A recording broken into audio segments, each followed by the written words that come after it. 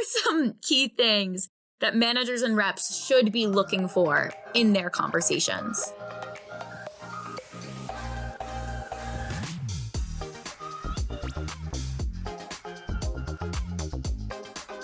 There's a lot of things to look at, and it's not looking necessarily at one person, but also looking across a team. Who are your top performers? Why are they top performers? And what are the traits that they hold that we can try and replicate and coach upon for maybe your middle 50%? How do we move that middle based on replicating what that top percentage is doing? We touched on it a little bit more. Talk ratios are important. Monologues, not great. I think that we can all agree on it, but you don't always know that you're going on a rant. How many questions are they asking?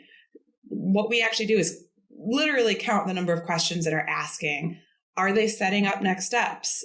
Are we making this a process that's going to last a little bit longer?